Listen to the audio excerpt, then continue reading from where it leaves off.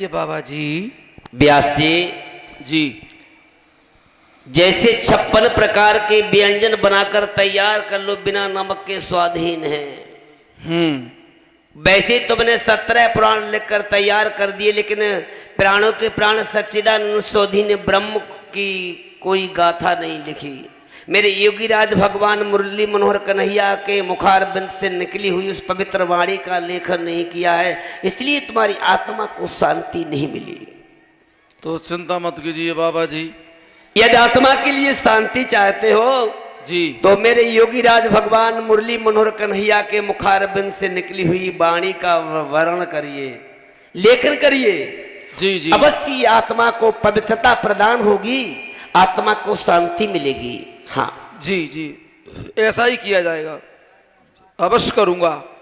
धन्यवाद बाबा जी। उसी समय ब्रह्मा पुत्र देव ऋषि नारद चले जाते हैं और वेद व्यास ने गंगा की तलहटी में बैठकर गणेश भगवान का आवाहन किया है। गणेश भगवान प्रकट हो गए। 16 प्रकार से गणेश भगवान का पूजन किया है। गणेश भगवान ने कहा, वेद व्यास कहिए क्यों याद किया? जवाब दिया, प्रभु हमें श्रीमद् भागवत महापुराण का निर्माण करना है। भगवान की मुखार बिंद से निकली हुई वाणी का लेखन करना है और श्लोक आप लिखेंगे और उच्चारण हम करेंगे। गणेश भगवान ने कहा, देखो ठीक है, लेकिन मेरी एक शर्त होगी। जब हाथ में हम कलम पकड़ लेंगे तो फिर लिखना बंद नहीं करेंगे। आपने बोलना बंद कर दिया, हम कलम रख देंगे, दोबारा कलम नहीं उठाएंगे। जवाब दिया, ठीक है, लेकिन बिना सोचे समझे बिना कोई आप श्लोक नहीं लिखेंगे। दोनों में राय ठहर जाती है। जैमिनी ऋषि भी वहां आ जाते हैं। अब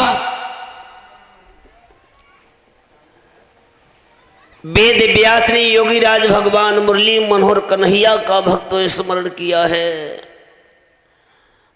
वेद व्यास की बाणी पर योगी राज भगवान मुरली मनोहर कन्हैया प्रकट हो गए। अब देखो, वेद व्यास का तो केवल नाम ही था, स्वयं मेरे योगी राज भगवान मुरली मनोहर कन्हैया उच्चारण करने लगे हैं। नीचे एक थाल रखवा दो, थाली, उसी में चढ़ावा चढ़ता रहेगा। एक मेज रखवा दो, नीचे दीपक रखवा दो, उसी में। बोलो गोविंद भगवान की जय, बोलो बाल मुकुंद भगवान की जय। एक कोई बैठा दो, प्रसाद देता रहे, यहीं बैठा लो।